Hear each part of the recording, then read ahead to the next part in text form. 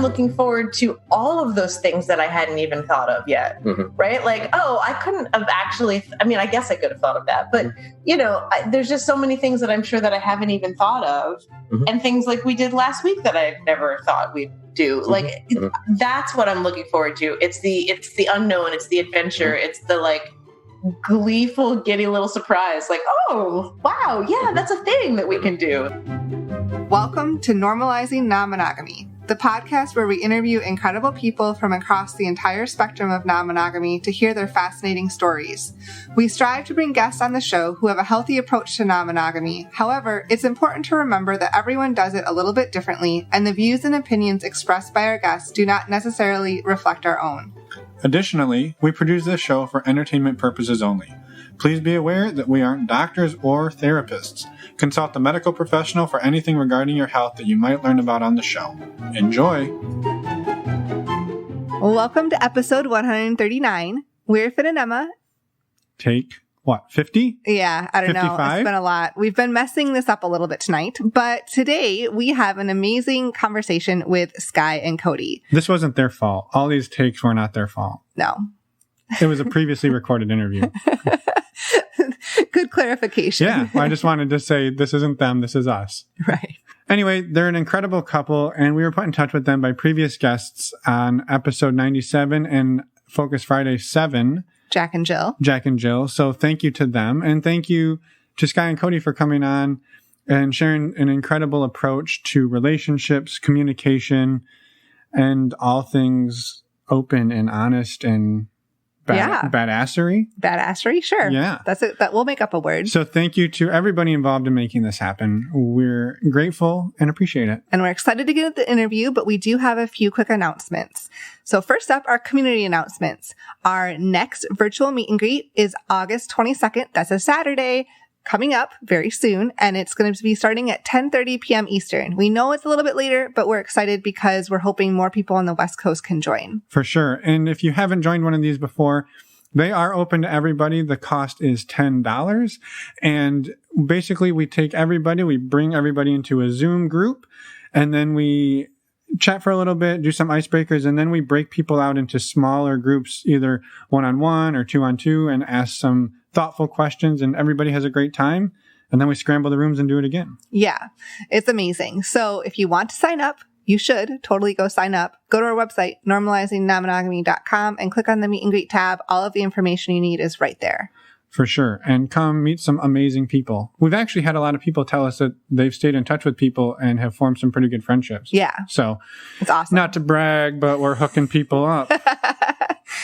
The other announcement is just we wanted to say thank you so much to all of our Patreon supporters. This community that we dreamt up a while ago is finally it's been coming together, and it's amazing. So we couldn't thank you enough. Yeah. So if you're not sure what Emma's talking about, Patreon is a website that allows people who love content to support the content creators. And what we've done with our Patreon page is really use it to build community.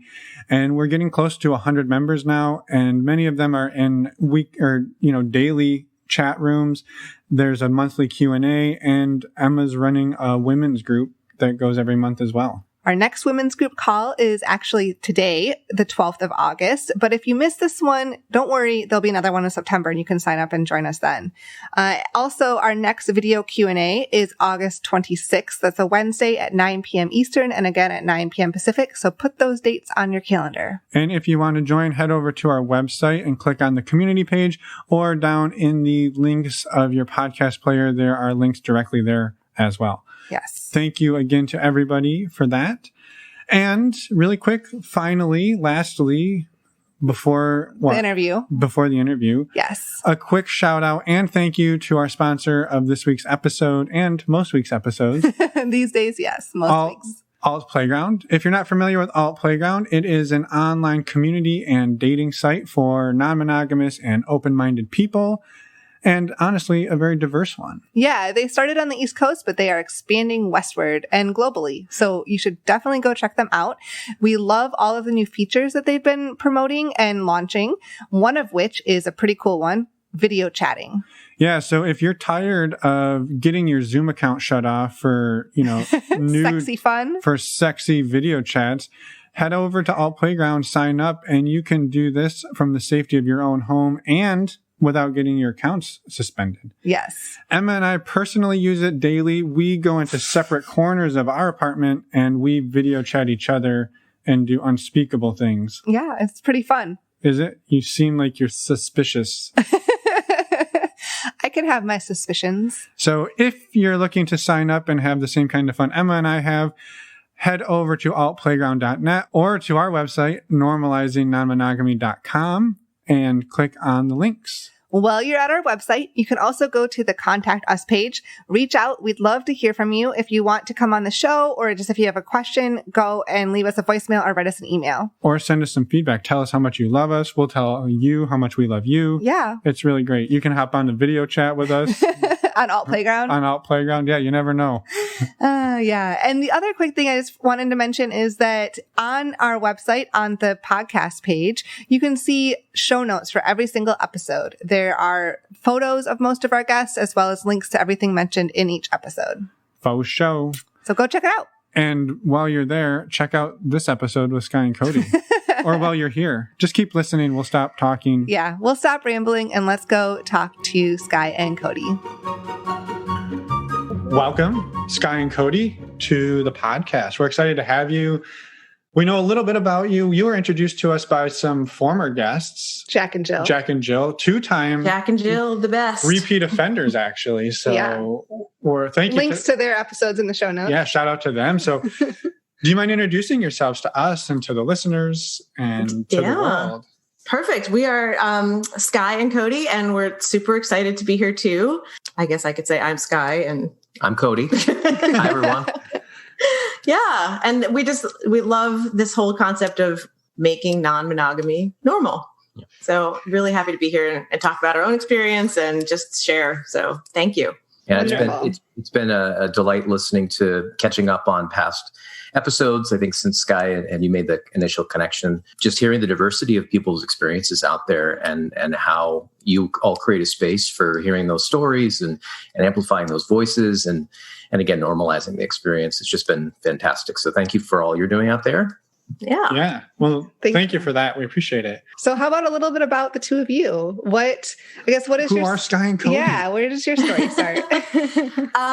So I'll give my backstory and then you can do yours. That sounds great. So, well, I think it's worth noting that we didn't meet until I was 39 and just about 39 and you were 44 or something. Mm-hmm. So later in life. So I was married to my high school sweetheart for 12 years. He's still my best friend in the whole world. Shout out, man, I will not name.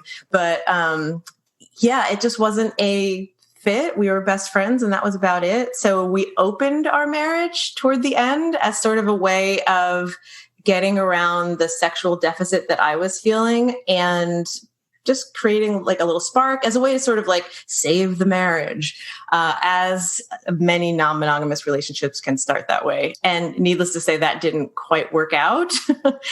As it turns out, what I really wanted was a partner I could play with and have that like shared experience. And that just wasn't going to happen in that relationship. He's a great guy and that just wasn't what he was into. And so then I was sort of dating a little bit on my own. And kind of came to this place of actually one day I wrote a list of everything I wanted in a partner. And I immediately looked at that list and went, well, shit, I'm going to be single forever because nobody's going to do that. And then it was literally like a month later that, actually I matched with somebody on Tinder, this guy right here, that I don't even remember swiping on. And in fact, there's no reason I should have swiped on him because he didn't write anything in his profile. And I had this rule of like not swiping on anybody that didn't write something. And so I have no idea why I swiped. It was just kind of this, oh, right. And then he just started writing and we literally texted about nonstop for 4 days until we had to meet each other. And the rest, as they say, is history. We've been married 2 years now, a fast and furious 2 years. And we can get into the non-monogamy part, but that was sort of always on the table from the beginning. Mm-hmm. Right. Well, I was curious, Sky, backing up just a little bit before we jump into Kody's side. You said you and your, I don't know, ex-husband sounds harsh if you guys are still best friends, but that's what it is. It's fine. your former husband. Yes. You started exploring non-monogamy, and do you mind talking a little bit about what that journey looked like? Just maybe briefly in a nutshell, like how that looked. And because then a lot of people open up their marriages after being together for a long time in search of trying to find more fulfillment. Yeah, exactly like you did. And for you, it didn't work out. But like you said, you were able to dissolve that, continue to be friends, and continue exploring it. And I just said the word continue a lot, but It's all good. you get the point. I guess, do you mind maybe giving us a little more insight into how that all works? Sure. I think part of the reason it worked out as well as it did, not to say it was always easy, but we had been friends for 6 years before we started dating. So we met when I was 14 and he was 16, and we were friends until I was like 19. Then we started dated for 6 years. Then we're married for 12. And at a certain point, actually, if I'm being totally honest and vulnerable, I fell for somebody else and couldn't act on it morally, but thought to myself, there's got to be a way where like I can kind of be with this person, but also be with this person. And we hadn't really explored much outside of each other. And so we had an open, honest conversation. And I mean, to this day, I still quote him. He was like, well, I thought about it and I couldn't think of a reason not to. So we both had our own experiences. None of them were as like enthralling as our relationship. And so it was good enough for a while. And then I realized that what I actually wanted was a far more sexual life in general. And that just wasn't going to happen even in the way that I was making it work within my marriage. And so, yeah, we eventually just decided to dissolve the marriage and keep our friendship because that was what was most important to us anyway. And now I don't know if you guys use the app Chorus. It's a dating app. And what happens is that you don't do anything. Your friends are your matchmakers. And so 2 of your matchmakers and 2 of the other person's matchmakers have to choose you so that generally 4 people have vetted you before you. I might be getting that a little bit wrong, but there's at least 2 vetting processes. Anyway, So now I'm one of his matchmakers on Chorus. And I'm just like, because he wants monogamy. He wants my take on relationships in general, and which is why I like ours, said everybody should have what they want. And so if what he wants is monogamy, he should have that. And I'm all for it. I'm going to help him out. Yeah. But so I had just gotten to a place in that marriage that just wasn't for me anymore. And honestly, because it wasn't for me, it wasn't for him either. That just became pretty obvious. So, yeah. Right.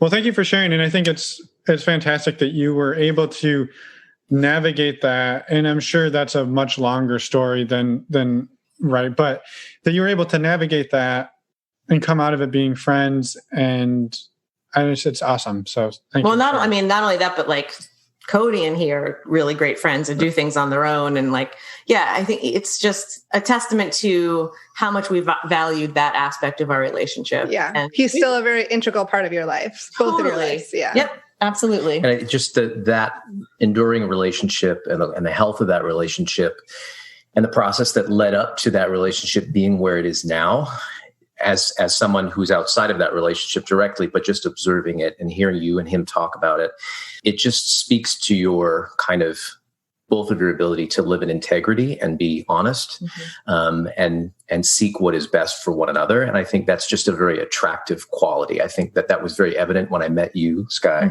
that you possessed that kind of intellectual integrity, that intentionality of living your life, that openness to try ways of being in the world, to experience fulfillment and experience joy. And that, among many other qualities, just kind of, that was hook, line, and sinker for me. So. Yeah. Well, that's thanks. Hey. What can I say?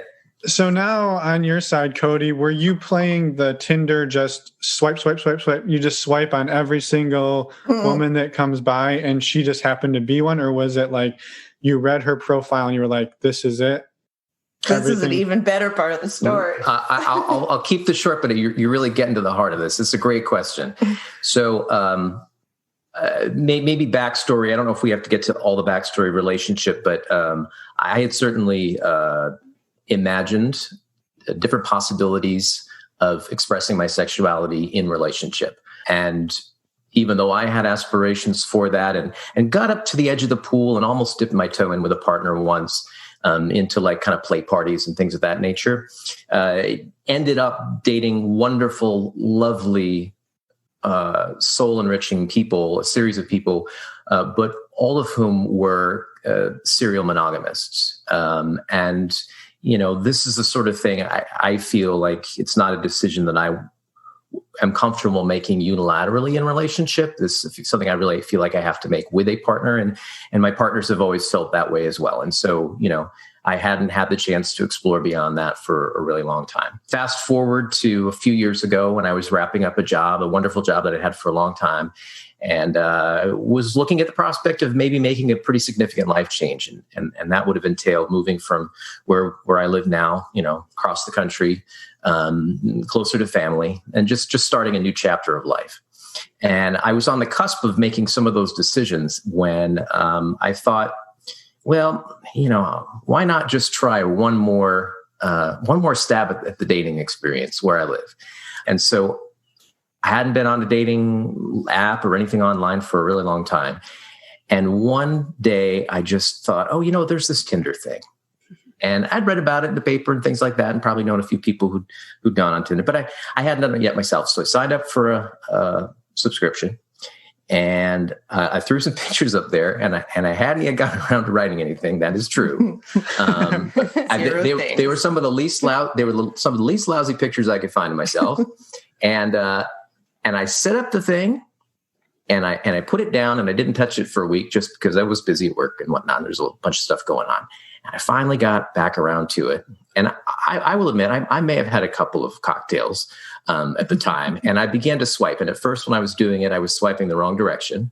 So I apologize to anyone out there who, we may have had an inadvertent match or missed, I don't know.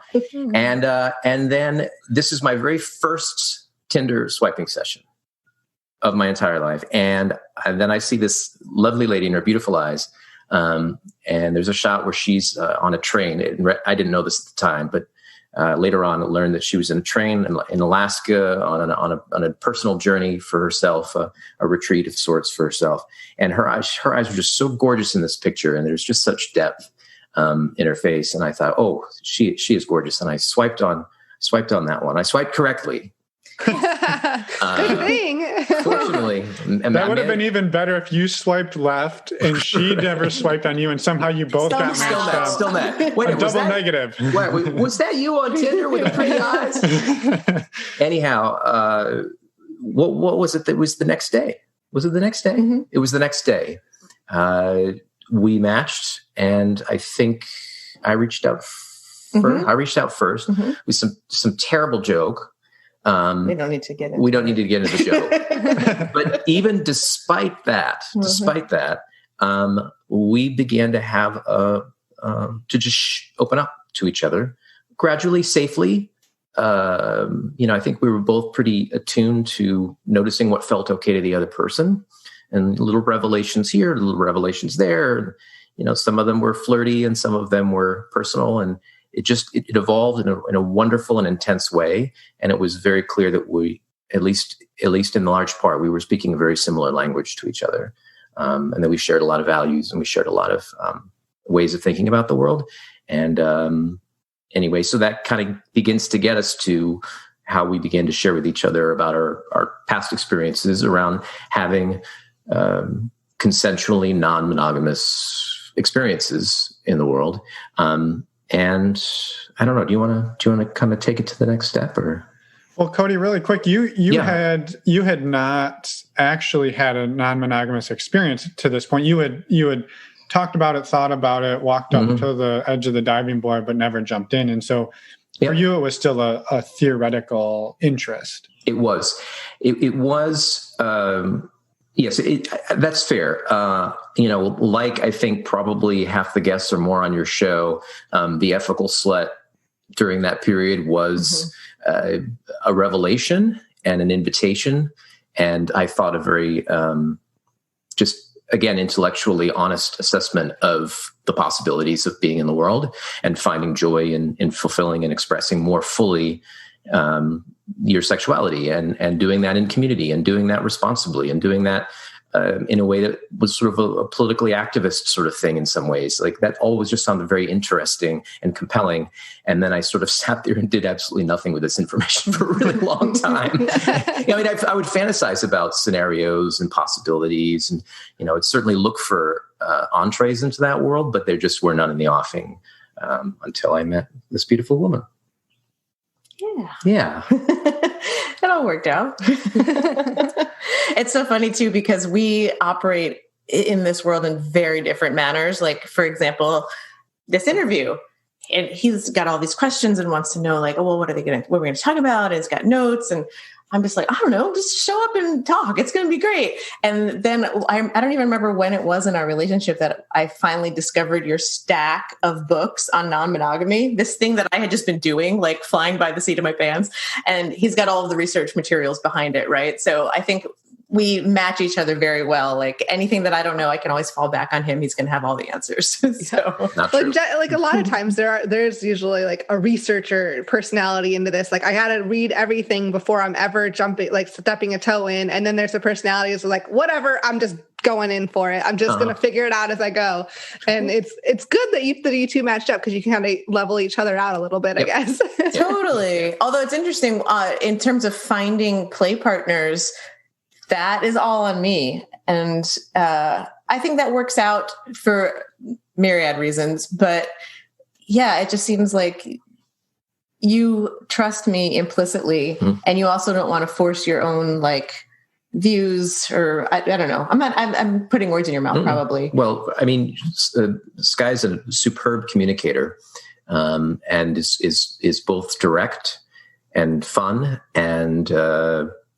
and thoughtful in the way you put forward kind of what we're seeking and inviting stories that other people have to tell about what they're seeking. And it's hard for me to imagine myself doing a better job than she does. So I do tend to leave well enough alone. I do also think that in the spaces that we have found ourselves in, and I realize that everybody's experience is different, but that when you have reached out to other people or made connections with other people, I think hearing in our case from the woman in our relationship, something about that. Let's put it this way. I don't fully understand why. I have my suspicions why men sometimes communicate in ways that are not always, that don't always feel good. Sky always communicates in ways that feel good, even if nothing materializes from the interaction. And there's a level of safety, I think, when it's clear that she is driving some of our communication, that has never failed to lead to at least good conversations. Yeah. Right. Yeah. No, it's amazing. And I think, just to throw it out there that you are clearly a good communicator, Kody. So it's I think sometimes it's the unknowing, you're talking to somebody for the first time, maybe over a messenger or whatever. Sure. And everybody's senses are heightened, right? You pick up on little weird things oh, they misspelled a word. Well, and you're right. These little things, everything is instead amplified. Of just talking in person. Yeah. So Yeah. And it's also interesting, our whole progression of how we meet people too. So initially when we first got together, we knew that this was something we wanted to pursue. And yet we also knew that we really wanted to get to know each other really well first. So we didn't pursue other people or even play experiences for many months, almost a year, I think. Yeah. And that was a conscious decision.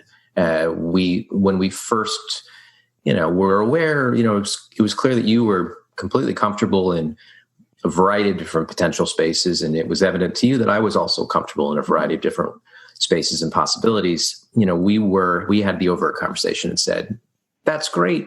What a fun thing we get to have in the horizon and as a possibility for ourselves as a couple. What fun. But right now we really want to sink into our own connection, our own sexuality, how we express with one another, learn our bodies. Because all of that stuff is going to serve us later on if we go into those spaces. If we don't have that foundation, it's not as interesting in some ways. And it really has. And I think that the people that we've played with have mirrored that back to us, if not said explicitly, wow, we really like your connection and what it brings to the table. And so for us, any of these experiences is really, it all comes down to the connection between us. And like, I don't know, it's just such a like profound relationship tool. Seeing your partner with somebody else, seeing yourselves through somebody else's eyes, and getting to come back together and like afterwards just look at each other and be like, I can't believe we did that. What? And you had the thing in your thing next to with the oh my God. And you were hanging from the other thing. Totally. Exactly. Now I say that well, see if this checks out with you, Sky. But this notion that's what works great for us. We enjoy that, right? We enjoy that part, and it feels very relational. It feels very connected. And there's some other wonderful, fabulous, fun single person or couple out there for whom it's really about their individual experiences, and they come back into relationship stronger, but not because of the same reasons that we do, but for totally legitimate, perfect reasons that work fabulously well for them. And so I know we talked about that a little bit in advance, that like we're really enthusiastic about our story, and we're really enthusiastic about the way that this works for us. And I think your whole concept of the podcast is very much about different people are going to experience this in deeply different ways, and it's all wonderful and it's all interesting. So, yeah. For example, when we first started, we were going to, actually, I think we only went to 2 before we decided it wasn't really for us, like your typical swinger party. And it just struck us as people who have values of inclusivity that it was all like white, heteronormative, with the exception that all the women are expected to be bisexual and all the men are like never to touch each other. So it was just this weird experience of like, well, okay, interestingly enough, that is kind of what we want. And yet I want to see other expressions happening too. So we kind of quickly decided that wasn't really our jam. And yet, look, after COVID, like if that's the first thing that's available, we'll be there. Sign us up. Because, what time do the doors open? Right. Because I miss being in sexy spaces. But then we got referred by a woman we went on one date with and nothing even ever happened with, to this group called Bonobo, which is a Bay Area, although now in the times of COVID, because they've been hosting all of these online parties, it's starting to grow into an everywhere kind of thing. And suddenly we were at these parties where you didn't even have to come feeling sexy. If you just wanted to be there and talk to people, you put on your red bracelet. And, you either got a red, a yellow, or a green. You could probably figure out what those means in general, but they have very like delineations. And it was just a revelation. Like everybody was playing in all sorts of different configurations, and there were people that looked different across the board. And it was finally, we found this place. And so that has become a very special part of our lives. And I hope that you get to talk to more people that are in that group. And then also I think from all of those experiences, we decided that we really just like dating, like getting to know somebody is really important, especially for me. I kind of need to get to know somebody. And so, in the time of COVID, what's interesting is we met a woman, I think March 11th, and then she was supposed to come over on the 17th, which ended up being the first day of lockdown. And so we both kind of did this like, all right, well, we'll see you in like 2 weeks. It's fine, and then, okay, 2 weeks turns into 2 months. And then we finally had to do like the risk assessment thing because we just couldn't take it anymore. And now the 3 of us have gotten together every 2 weeks for a while. And she's become a really special part of our life. And she's got, another partner, kids, family, like this whole thing. And so we're constantly reassessing risk and figuring it all out. And, we just got COVID tests yesterday, and feeling good about it. Interestingly enough, another woman we used to date is a nurse now that she's doing the COVID test. So she got us through the line extra fast and she did the swabs. And it's like, oh, this whole non-monogamy thing is paying off in ways I never thought. I know. It was the sweetest. You're familiar with the test procedure. It's the swab and whatnot. She said something when it was one of the drive-through ones. And she said something along the line. She's lovely. She said something along the lines of, like, oh, good. Now I get to put something in you. Right. Yeah. Yeah. She may have commented on, like, she's like, oh, your gag reflex or lack thereof, you'll be fine. Just open up. I'm like, okay. Yeah. So, I mean, we have definitely had to figure out what feels best for us as we're moving forward. And so currently it is playing with, 1 to 2 other people at a time. And that's not just because of COVID. I think it's just because we just get a lot out of the intimacy of that connection. Love sex parties for just the energy of it. But we also are really well aware that things change in relationship all the time. And so one of the very first, maybe it was our second date, Kody asked me, he like looks across the table, he goes, how would you feel about having a weekly relationship meeting? And I was just like, oh my God, marry me. Yes, I would love a weekly relationship meeting. I didn't realize until that moment that's exactly what I've been like missing and wanting my whole life. And so we call them, it's a SODR, which stands for state of the relationship. And we SODR every Saturday or Sunday. And, basically just go through a list of communication, affection, sex, body, autonomy, finances, like shared responsibility, trust, the magic of us, unexpressed fears and concerns. These are the categories, right? We go through them all, and at the risk of it sounding like a little bit like draconian to go through these things, or laborious.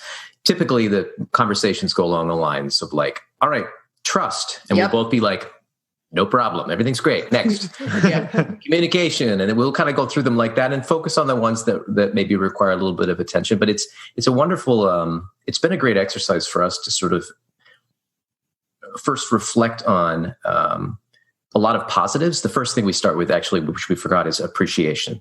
So it's just saying, hey, this week you really showed up in this way. And I really noticed on this particular occasion that thing I was asking if you might be able to help me with, you were a rock star in that department. And I see you and thank you.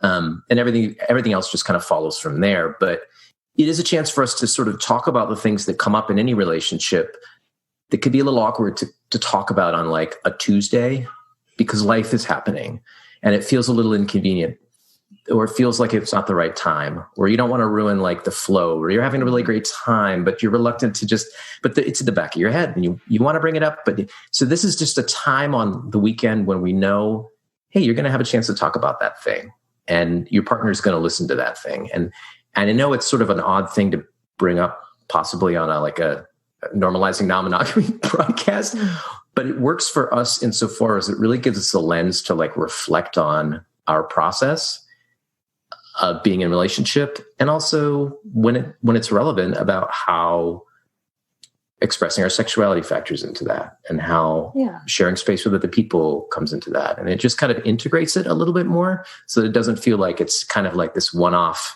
hobby that we have, but it's actually something that's woven into the fabric of our relationship in a little bit more meaningful way. And we learn things about each other.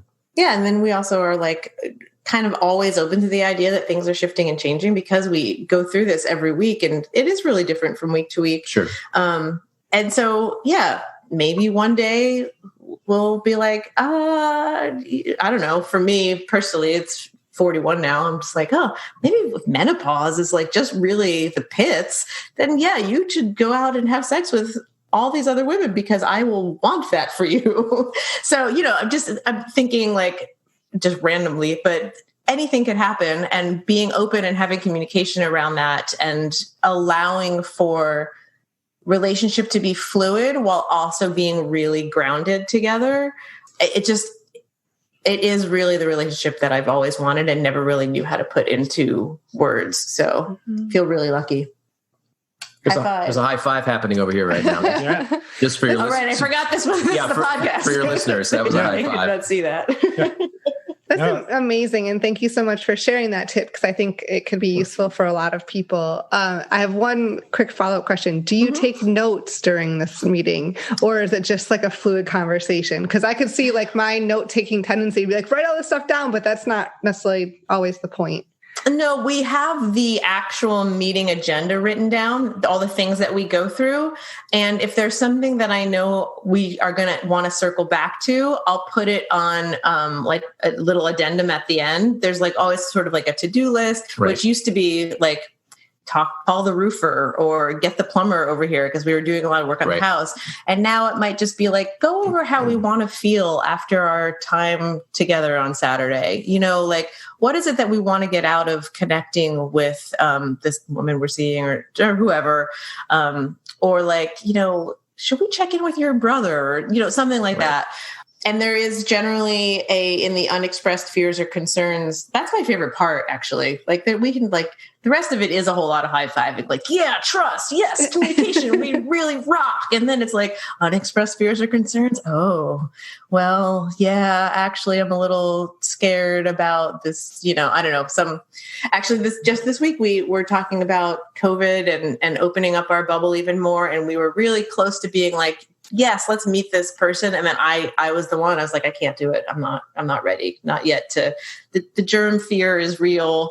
So just stuff like that. And, you know, having a partner that I know might be disappointed by that, but knowing that I can say it anyway is right. And I think this, my mind goes to our earlier in the discussion, when this idea of like, we make decisions bilaterally, or we make decisions together, that if you feel that that's not something like, that's an established sort of, I don't want to say ground rule for us, but that's an established operating procedure. If one of us just has sort of reached that limit and is not comfortable with whatever arrangement, it's not really it's not problematic. It's actually part of trusting each other and part of operating as a team.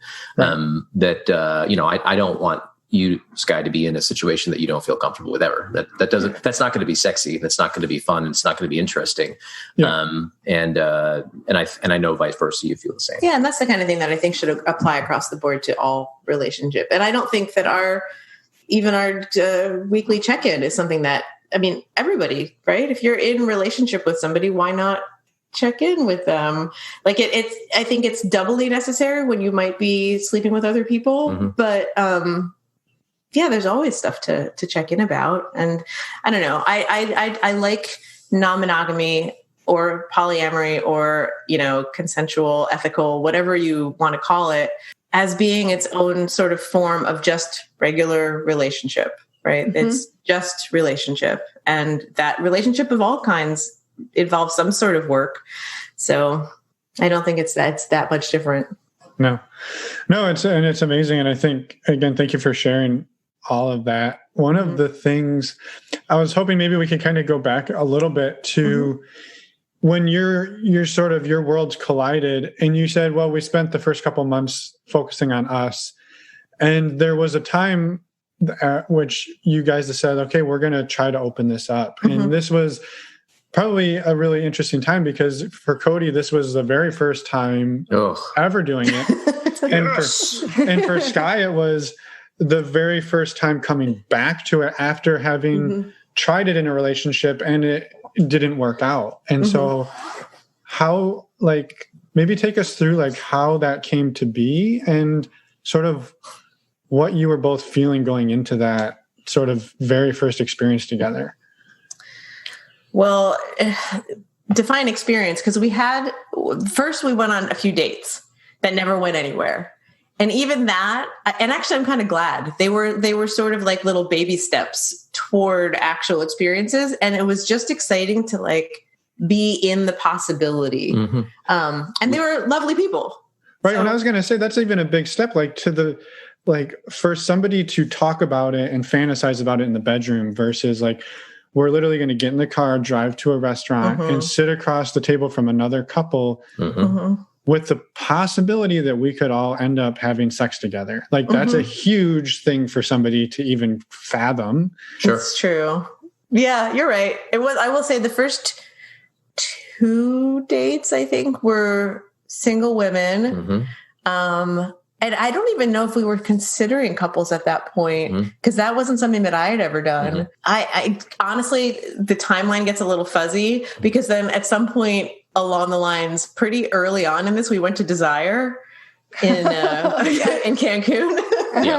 And then it was just like, okay. But we I want to stick to the question though, a little closely, and that that notion that I have the sense that, Sky, you may have been a little bit more matter of fact about it, because I think you had been dating more recently and with more frequency than I had relative to that point in time. So the notion of going on dates perhaps wasn't as far afield for you emotionally. Not to say that we weren't both excited and a little nervous and whatnot. I think of the two of us, my guess is that I was the more nervous and the less composed going on these first dates. I was super excited. This is the culmination and the fulfillment of something I had, the possibility of which I had dreamed for decades. And here it was right in front of me. But we also had we had an understanding that when we went on those dates, and we've stuck to this so far, I think with maybe one exception, that we really like to go on a date first with no, I would say with no, but really with high possibility, low expectation, which is one of the credos of the bonobo. High possibility, low expectation, but also really just kind of maybe even making clear to some of these lovely folks, like, hey, we just want to grab dinner and a drink tonight. Yeah. And we'd love to get to know you, get to know what you're looking for. We want to tell you a little bit about ourselves. But as I recall it, that alone helped alleviate a little bit of my anxiety, because I knew that I had to show up and be authentic and not be too invested in whether the person wanted an outcome or didn't want an outcome, but just show up and be with you, and be, just be very genuine about ourselves and what we were seeking. And but that was it. That was all we had to do. That was the one thing we had to do that night. And that helped me with my nerves. I mean, I had the shakes. I won't lie. I was nervous for sure. I think that helped the people we were seeing too, to say, you know what, this is just dinner, drinks, and no expectations. Sure. And I will say, so only twice did that fail, and they were both lovely. One time was a couple, and we were like, well, should we go back to our place? I don't know. And they were like, yes. But then as soon as we got here, all we did was make out like high schoolers. It was a fucking adorable. It was really, really sweet. Oh my God, it was so sweet. It was really just like being in high school. And then they left. And then we since have seen them many times. And are like some of our favorite play people. And then the other was a woman who I think it was pretty clear via text that like we weren't just going to have drinks. So we invited her to we were going to an on-site party, an off-site party, an on-site. It was a play party essentially. We invited her to join, and this is after there had been, which is the beauty of texting and the apps and everything, is that you can do some of this preliminary work. I mean, I think I'm much older than everybody here. And I remember the day when you had to do all of this in person. And it sounds terrible. Boy, it took a lot of time.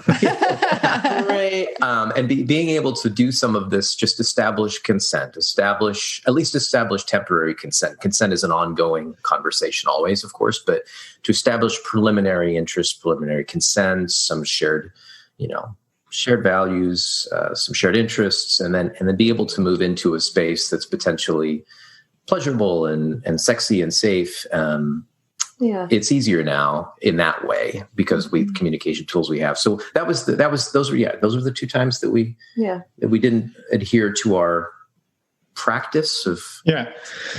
No, I think it's good because there's a lot of people out there who say we never play in the first date. That's the one-liner, right? Sure. And I think it's a great motto to go by because, like you said, it relieves the pressure of like, I have to pretend to maybe be a little something that I'm not, because I don't want to screw it up, because if I do this right, we're going to get some tonight. Yep. And if you throw that out and you just say, I'm just going to be me, right. I don't care what these people think, because the goal is to meet authentic people. Totally. But then not be so hard to the rule that, like, if everybody's like basically pawing at each other, you're like, well, I think it's okay. Like, we're still, we're adults. We can go do what we want to go do, right? Yes. Right. Yeah, that's also fine. Sure. And that would be fine. I mean, I'd be totally down for that if that was something that we kind of like talked about first. I don't know. I like to have a lot of things sort of laid out before play is happening. Sure. I mean, to the point where I think we've actually sent like our latest STI results to people just to be like, see, look, we're doing it. We did the thing. So yeah. And I think our early play was just a lot of like dates that didn't go anywhere, and then sex parties that we only played with each other. Still fun. It's very fun. Still fun. Yeah. Because you look to your right. Hey. Yeah. You look to your left. Hey. But everybody's having a good time. It's a very sexy space. That was fun. Yeah. But that also was what I think when dating started to really speak to us as like the clear path, because I'll speak for myself, but I think we both really kind of want to get to know somebody before we're playing with them. And so, quote unquote, the lifestyle, like, just really was great for that. Mm-hmm. That does seem to be a model that works. Mm-hmm. And even when we were at Desire, not to keep bringing it back to there, but it was just nice to see other people who operated in that way. And we also saw some people that were maybe not using the same level of consent or thoughtfulness that we would particularly like to bring to the table. But, there's a little bit of something for everybody at a place like that. Mm-hmm. And so we met some really, really great people there. Yeah. And I'm curious, like, what made you want to go there? Like, take that leap of going, like you said, a couple dates here and there and like a couple sex parties, but then just like jump, oh no, we're just going to go on a vacation. I was going to say, if Kody was shaking and nervous going to dinner, like getting on the plane to Cancun has got to be another level. It's so interesting because I feel like I don't remember this shaking nervousness. I feel like I was with a man who was born for this moment. But I can sense that maybe internally it felt a little bit different. As far as why we went there, I think it was, I don't even remember who found it. We were just talking about places to go be naked. Yeah. And prior to this meeting each other, I think I had spent more time naked around other people than Sky had. Sure. And Sky has very quickly either caught up or exceeded in that department, because she's a natural, she's a natural nudist. And we got to, for folks, I'm sure most of your listeners may be familiar with, but for folks who aren't, then Desire is one of the resorts in Cancun. That's a lifestyle kind of place. And the beach and the pool and things like that are places where you don't have to wear clothes if you don't want to. And obviously it's a very sexy atmosphere, and there's a certain type of play that happens there, and a certain group of people. We wish it was a little more inclusive. We wish everybody had the chance. We wish it wasn't so expensive. Some of that stuff isn't really aligned with necessarily some of our like extra sexual politics, but there it is. This is the reality of the world we live in, and we have to find our moments when we can. But we walked in there, we got to our lovely little room right by the beach, and I go to put the bags down, and I turn around, and this one over here is buck naked, just wading into the water, and I was like, right there. I was like, all right, she's a natural. She's a natural. This is going to work out great. That place was really fun. Although I am as we were talking about this beforehand too, I go to bed pretty early, and nothing there starts until 11. So I was, by the end of it, really tired. Yeah. But that's okay. I would do it again in a heartbeat. We were actually planning on going back before COVID ruined everything, but it'll happen eventually. Real short, at the risk of rambling on the Cancun part, but I think leaving there, especially just sort of dipping into the lifestyle, like now more fully, like really like finding our breath and expanding into it a little bit and seeing where it lands on our bodies. I remember leaving there And sure, we had sexy experiences, and sure, we were naked by the pool, and sure, we, had this kind of sort of exotic experience and a few sexy moments and things. But really, it was the lovely, lovely people in the lifestyle that we didn't play with at all. That were just interesting and had their own stories. And again, this circles back to what's lovely about what you're all doing is that there's just such great people out there, and they all arrive at this experience in such dynamic ways. And the ability to talk about it just feels like such a little gift. And there's a little bit of it that's because it's like sometimes a little sexy secret or a little something about it that's kind of naughty, even though I don't think we think of it as being naughty. But no, not at all. Well, no. That's another difference between us, is that I wish I could just tell the world. Like, my parents know, most of my family knows. If they don't know, I'll tell them tomorrow. Like, I don't care. I'm like the most open person ever, but I also don't have a career where anybody would care. And I'm actually about to start training to be a sex and relationship coach. And like, this is my world, and I love it. And I love expressing my sexuality, and I want that for everybody. And I feel like, one way to make that sort of happen is by just being an example and being like, hey, you can talk about it. It's cool.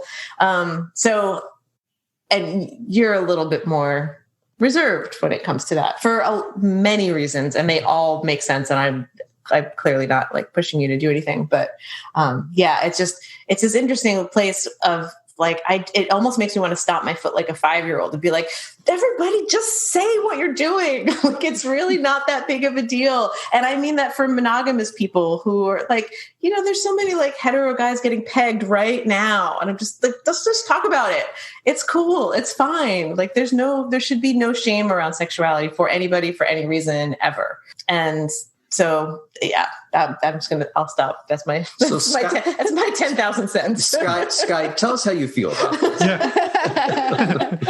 No, and I think you're super legitimate and valid in all of it. And that, like, if everybody were willing to do that, then Kody wouldn't have to be scared, right, about saying what he does. And it's just, it sucks that we're not there. Or so many people out there. Yeah, not just Cody's not the only one. No, but Kody is like the least of my worries, actually. I'm more worried about like, the trans kid in Oklahoma who can't tell their parents, exactly. Like that kind of thing. It's like, and that starts with people who are in safe positions like myself saying as much as they can. And so that was part of the reason why I wanted to come on the podcast and just, promote this lifestyle and any other lifestyle you may want to pursue that doesn't hurt anybody else.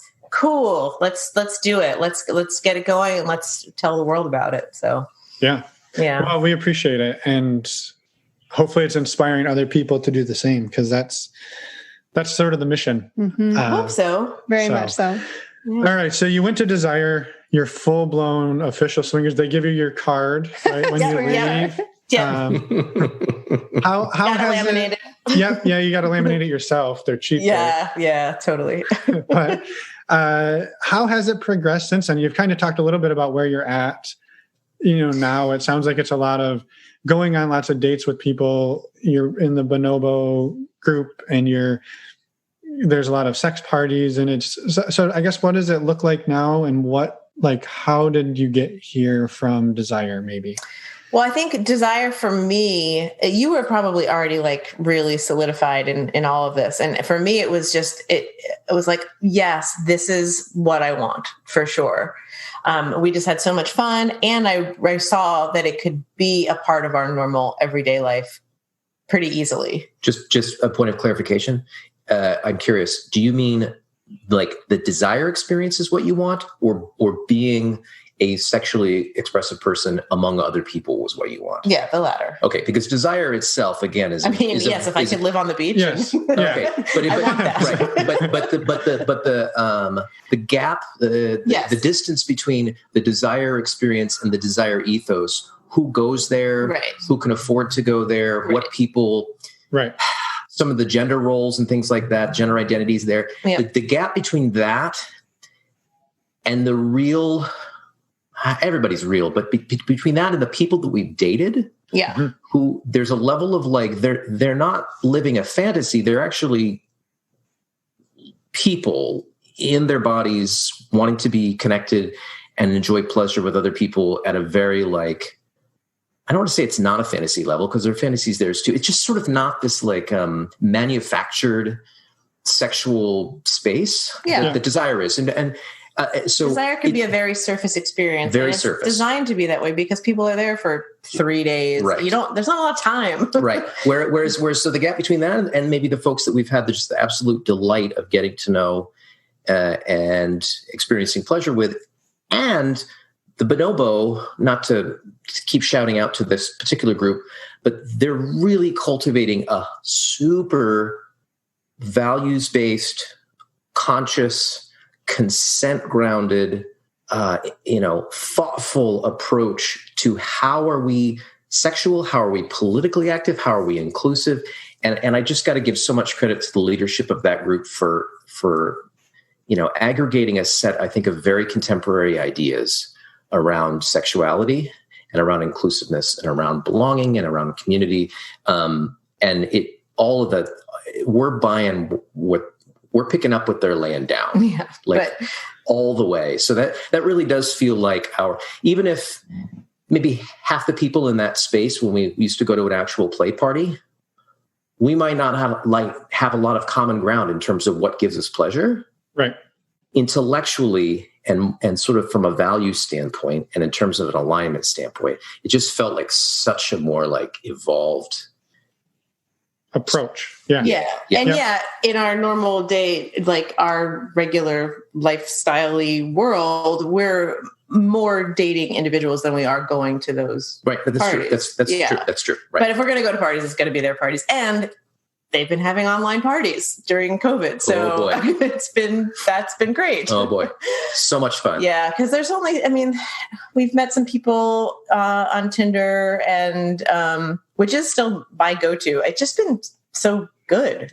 I don't know. I know people hate it, but I actually really love it and it's delivered. So but there's only so many Zoom dates we can go on, So I think our evolution has definitely taken us more to dating so that we can get to know people well. Mm-hmm. But the experience of sex parties is very fun. And if we're going to do that, we want it to be in a more inclusive environment. Mm-hmm. And as of yet, there's no inclusive sex party place that also happens to be on a beach in Mexico. So we'll probably go back to desire at some point because swimming naked in the ocean is nice.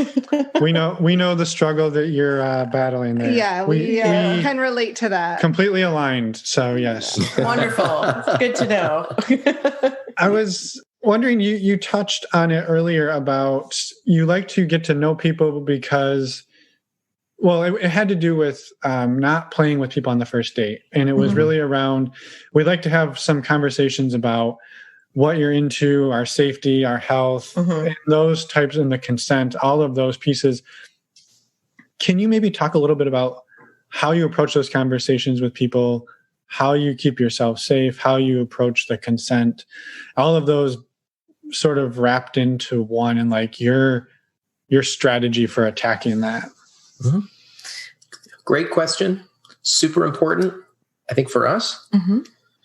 How would you? I approach this the same way I think I approach most things, which is sort of to be as authentic and vulnerable and out front with it as possible. Mm-hmm. I am almost always the person to be and so we also, want you to know that we're very big on consent and here's our STI status. And, we've played with 2 people in the last month and blah, blah, blah. I am just the type of person that puts it all out there. Yep. And that comes across very authentically because you do that in non-sexual spaces in non, what's the word? Pressure. Non-dating space. You would do that at the doctor's office. You would do that at the grocery store.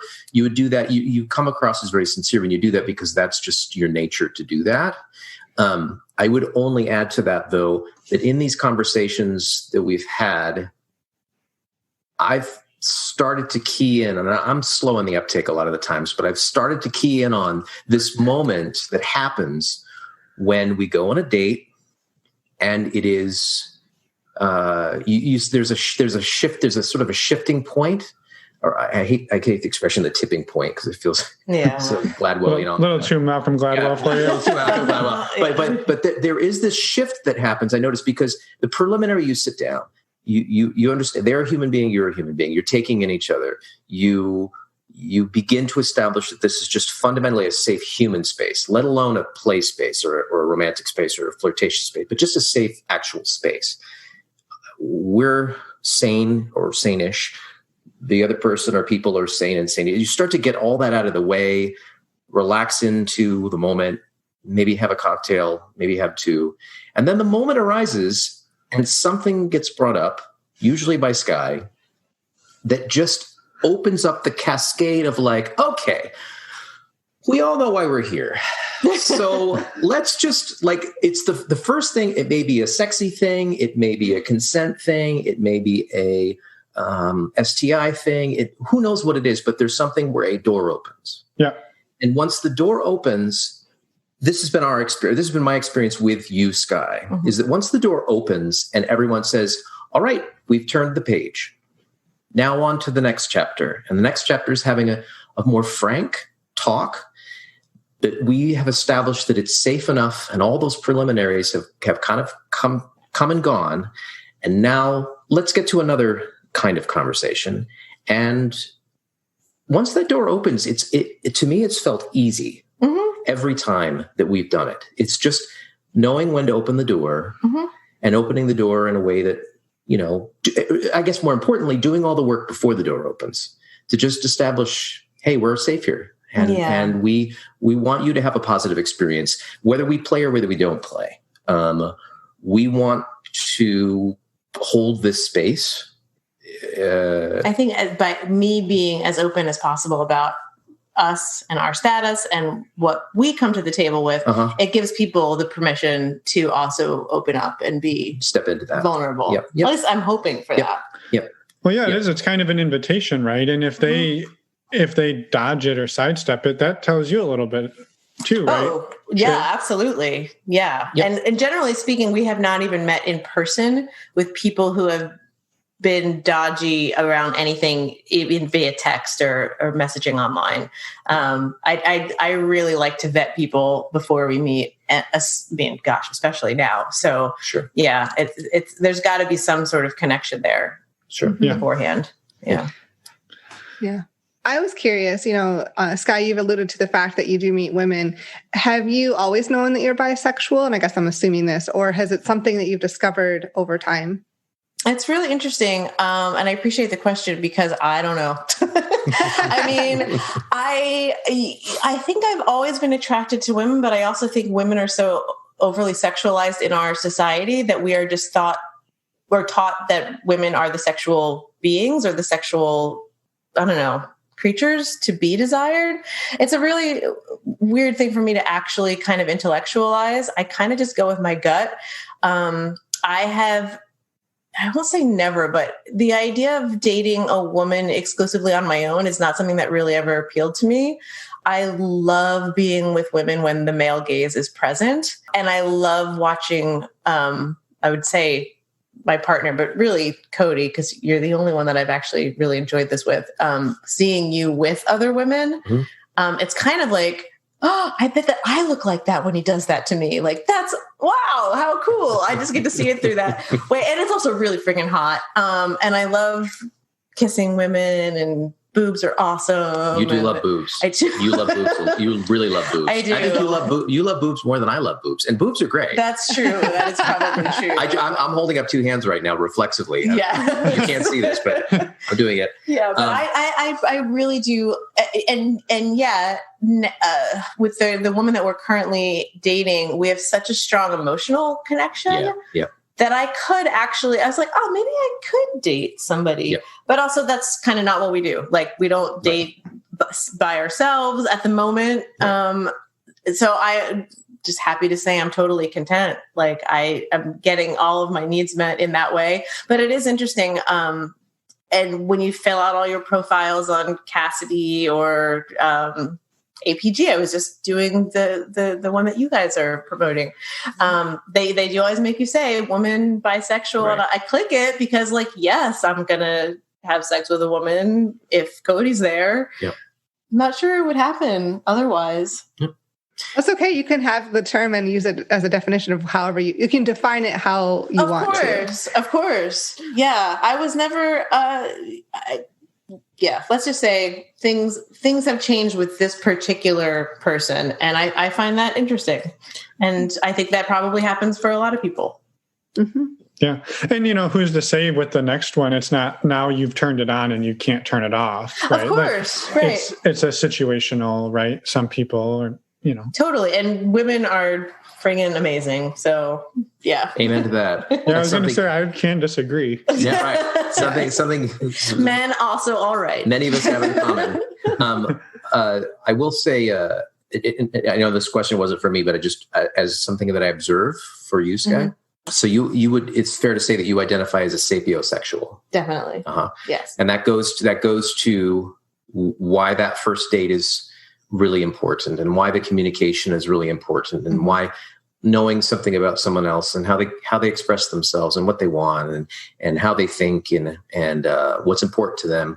That's a turn on. Mm-hmm. That's very much a turn on for you. And I want to say it's as much a turn on for me. I don't think it quite is, but I'm trying to get there. No, but I love the sapiosexual identity. I think it's very hot, and you obviously leverage it wonderfully. But to watch you and your intellectual and your emotional connection with the woman we're dating is just so beautiful, and it's so lovely for me to see, which gets me to something that a term we've been bandying about since pretty early in our relationship, which is this notion of compersion. Mm-hmm. And that we're super lucky. I think we both feel super lucky that both of us just relish seeing the other person receive and give pleasure and just feel fully themselves. And I have, oh boy, I can look back on my early dating life and I could list, we don't have enough. This is a whole other podcast of episode of the times that I have felt deep jealousy in relationship, and over nothing, over ridiculous things. And there's a whole conversation around why that's the case and how perverse that is and all that other stuff. But, you read the Ethical Slut, you read some other things, you hear about other people's experiences, you hear about just the delight in being like, I love this person to death. I absolutely adore them. My job right now is to make sure that they're having the best darn time they can. And that could take all different kinds of, all different kinds of ways. And just to know that in Sky, and I think Sky, you for me, that our delight in seeing the other person feel wonderful things and do wonderful things is part of what makes this all possible. Yeah. And when you talk to other people about it too, it can be kind of scary. I remember having a conversation with my aunt and uncle. Like I said, I just blurted it all out. And I think my uncle said something along the lines of like, well, why would you even test it? Why open Pandora's box? And I was like, I love this man. I want him to be happy. If he finds somebody else that he's going to be happier with, yes, I want that for him. And even as the words are coming out of my mouth, I was like, that's maybe a step too far for some people to understand, but I really do feel that way. I really do. Like and who would want to be with someone knowing that they would be happier with somebody else? That feels weird to me, right? Like I want you to be as happy as possible. Right. And if that's not with me, well, I don't want you to be with me because that makes me feel shitty too. Right. So I don't know. Maybe I'm a little out there on that one, but I really do believe it. I don't think so. I mean, I think a lot of people feel that way. Okay, good. And I think the hope is, right, your goal isn't like, well, let's go find Kody someone better so he's happier. No. Like that isn't the goal, but the goal would be like, let's do amazing stuff together so he's happier than he could ever want to be, and I want to be a part of that with him. Yeah. And if ultimately that one of you is not happy, like to confront that and to talk about it and be like, okay, what can we change? What can we do? Or is this relationship not working for us anymore? Yep. So having like those relationship weekly check-ins are part of all of that. Yep. Sure. Totally. Yeah. The communication is absolutely everything. And it makes space for whatever degree of radical honesty is possible, and that's a pretty hard concept, even for me to wrap my head around. But I feel like what's happening for us, what's happening for you, what's happening for many of your listeners, it's moving along a trajectory that radical honesty is part of the conversation at its best. Whether it's honesty with yourself about what you desire or what you're comfortable with or what you're not comfortable with, or radical honesty with your partner. It's a different level. Yeah. No, very true. And I think like you guys have shared so much amazing stuff. I know. I feel like we could have this show go on for like 3 hours. I know. Yeah. But we can always do a part 2 and a part 3. We'll come back.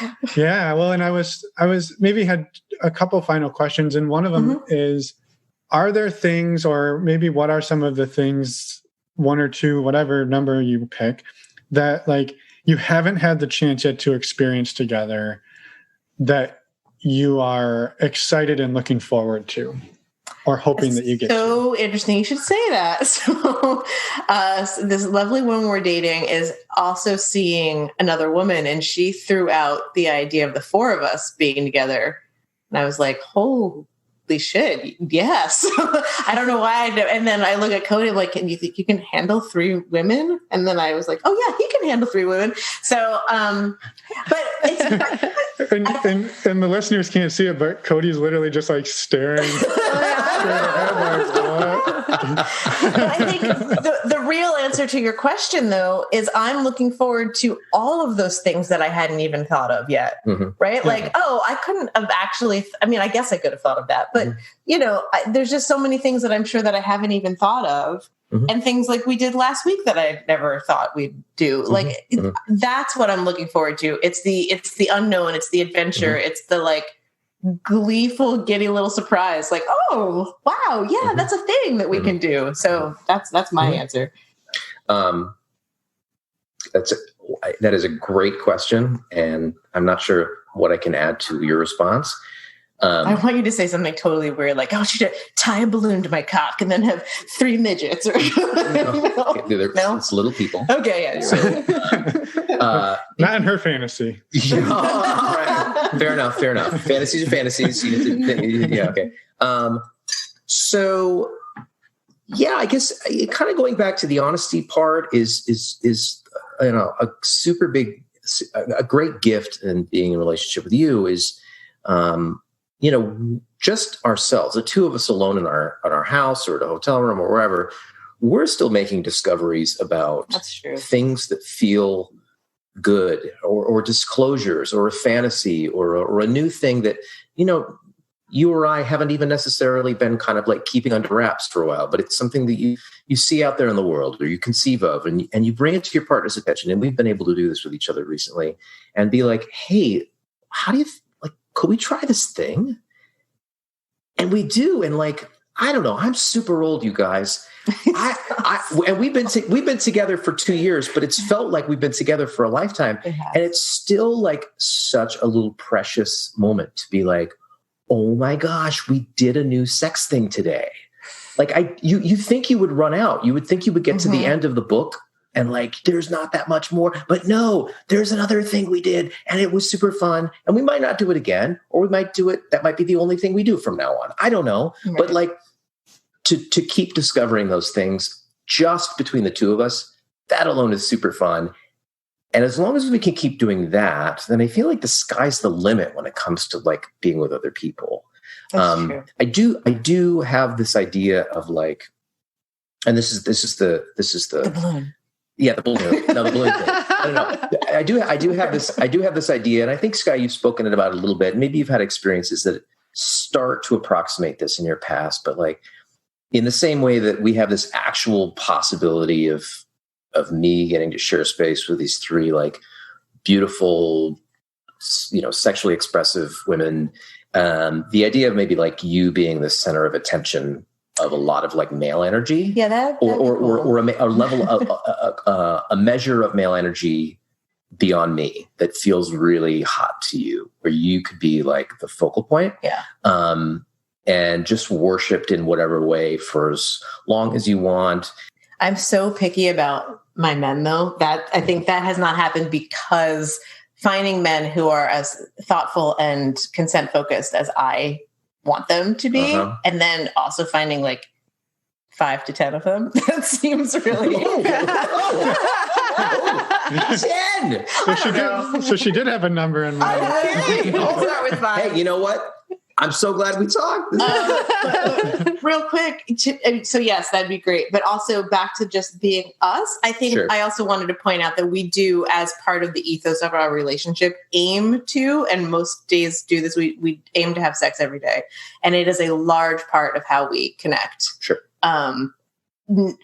Not just physically, but emotionally. And so, and we, if a day goes by that we don't because of some scheduling thing, the next day feels like we haven't had sex in like a month. Right. Yeah. Right. So that is a large part of our relationship. Again, could be a whole other podcast. An ideal day is like 2, if we can, or 3. But I'm with work and things like that. It's harder to get that in. But it's on the schedule. Yep. Which on the face of it might not sound like the sexiest thing, but boy, having it on the schedule means it's going to happen. It's going to happen. Yeah. That's also impressive considering you said you go to bed super early. Yeah, no. And I don't like morning sex either. So we're fitting it in there around 2 p.m. most days. Just when the schedule works out. Yep. So we'll see. Yeah. Yeah. But that it is a big part of things. So it's amazing. I'm mindful of time, but also thinking that this is, and I appreciate this, and I understand the reason why, but like that, you've just been so, your questions have been great, and your interest has been great, and I think we've been in a position of having to sort of reflect and think back on our relationship and share kind of some of our shared experiences, and that's been a really interesting process for us. I wish there was some sort of a podcast format where you could like flip the script and now we could like interrogate our wonderful hosts, because I am really, even the questions that you ask betray a certain like way of thinking about these questions that I would love. I know that's not the format, and I apologize for hijacking your podcast, but you're totally fine. You can you can go listen to episode 1. It's only 1 episode, but it is our story. Well, someone interviews us. Oh, no. Okay. We will do that. See, that's not how I start. We were talking about this because I was like, how much of the podcast have you listened to? And he's like, well, I'm just kind of jumping around. And I'm like, I go from the newest backwards because I want to see like what you're up to now. Yeah. So, but okay, episode 1. So we will go listen. We will definitely go to episode 1, and whether or not it becomes an episode or not, when we have our next conversation, and I hope we do. But I would be really curious to hear about your own evolution and just your own kind of where you are now and stuff like that, because you two seem absolutely delightful. Well, thank you. We appreciate it. And the other episode, if you're looking to learn more about us, we did have some other podcasters do this to us on episode 29. And actually we were in Sucre, Bolivia, I believe, when the conversation happened. We were living in an apartment with no heat, and it was so cold that we were wearing our coats inside all the time. To bed. So it was it was an interesting interview. So that's the other one where you can get that. But it's a good point that maybe we should do another one of those flip the script. So stay tuned for that. And and again, being mindful of the time and your time. We know you've got to go have sex 2 more times tonight. Just 1 more time. We already did it once. So. Then maybe it's a good time to throw the question about if you have any bloopers that you would like to share. Oh shit! I forgot about this question. It's a sneaky one. It sneaks up on people. You know what?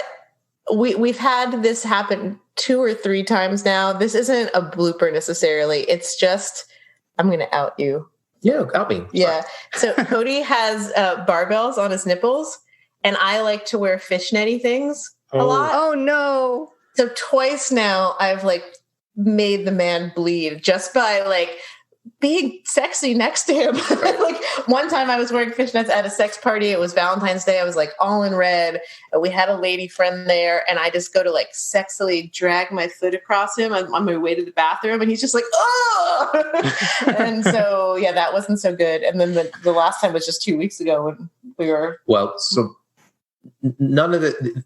All of this is my fault because I have this thing hanging off of my body which catches on things. Well, so it's not...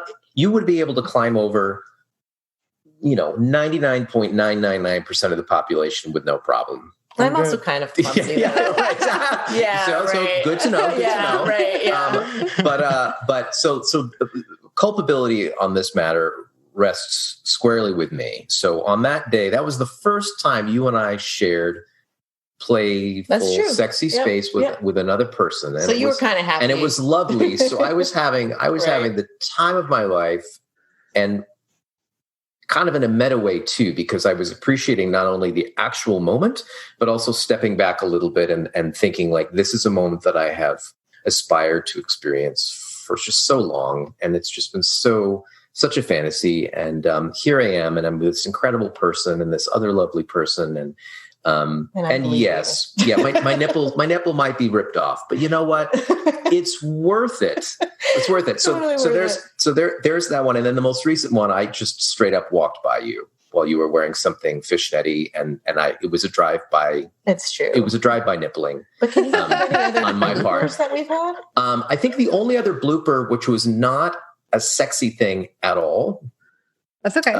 But it had to do with like the playful part of like sex and, I don't know, adornment and gear and things like that. Was we went to see a concert down in an hour away from where we live, and we stayed at a little place, and we had been together for what would you say, 6 months, 4 months, then something like that. Yes. And you got us tickets, and we went there, and we saw this concert. It was lovely, and I might have had just a couple of cocktails, and then maybe one more cocktail. I feel like it's important to say what the concert was. You go ahead. Okay, so it was an Ani DeFranco concert. So it's like the most feminist. I don't know. You were surrounded by a lot of lady energy that night. It was a lot of lady energy, and I was there to support you. And so we go back to the hotel room, and before I know it, Mr. Drunky Drunk is like, it's cock ring fashion show time. Cock ring fashion show. And I was just like, well, you're just around too many vaginas tonight, that now you just need to parade your cock around. I would go into the bathroom and I would reappear with a new cock ring on. Oh my God. And I did not know we had this many cock rings. I'm just sitting here going like, did you know what a cock ring was at that time? I mean, maybe. Like really, really no? Not like you did. Yeah. He's like the guy on the street with like watches in his coat. Yeah. Like, oh, you want a cock ring, huh? Yeah. Luckily, he also had more whiskey for me, so I was down. Yeah. We woke up the next day, and she rolls over and she's like, "Well, that was quite the cock ring fashion show." So I don't know if that's a blooper, but like, no, I know. I don't think we have actual bloopers because we are. I mean, I hate to say it because we're so frigging like focused on the consent and the vetting process that by the time we actually meet somebody, like the bloopers all happen on text or something beforehand. Sure. No, I think it was. And then we never meet them. Well, thanks. I was gonna just throw one more word of caution your way, Kody.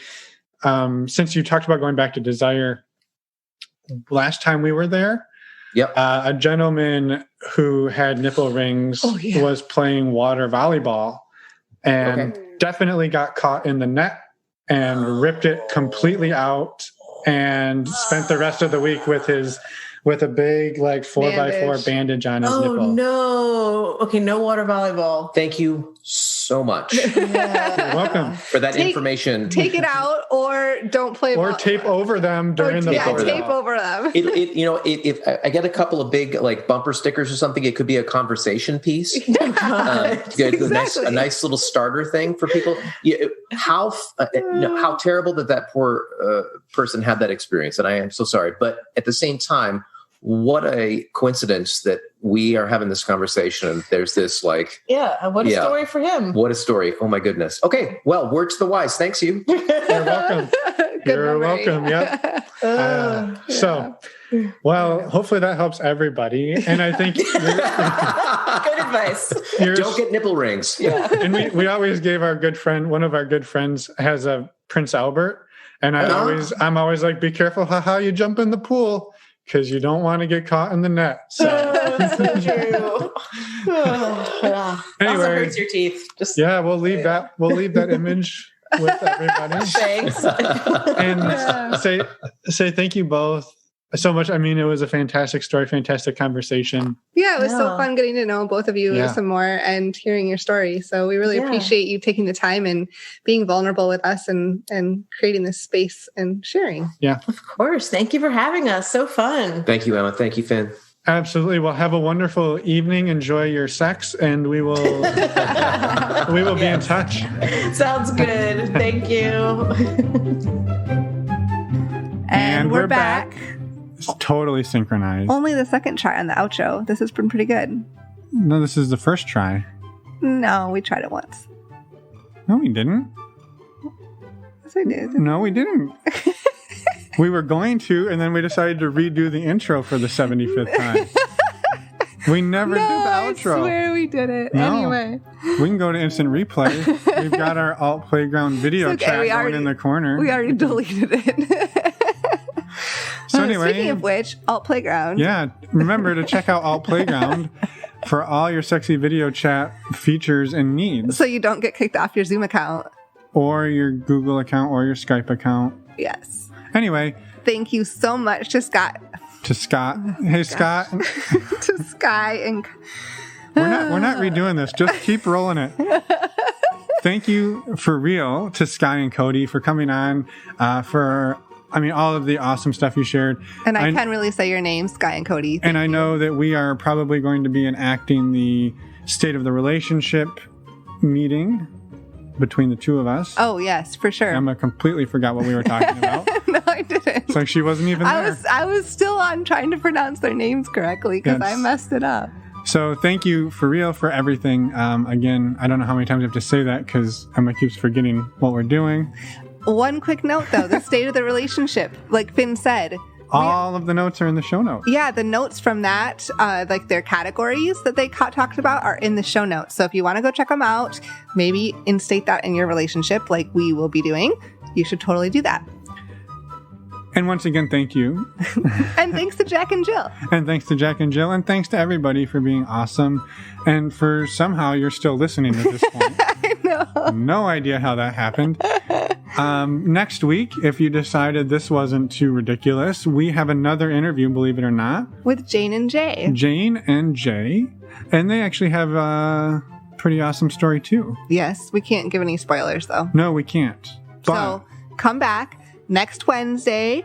Go to our website, normalizingnonmonogamy.com. Sign up for the meet and greet on August 22nd. Sign up for our Patreon. Our next Q&A is August 26th. And reach out to us. Yeah, and if your name is Scott, come on the show. Emma, because apparently I want to say that name. Emma's already ready for you. And we look forward to it. Bye, everyone. Thanks so much for listening.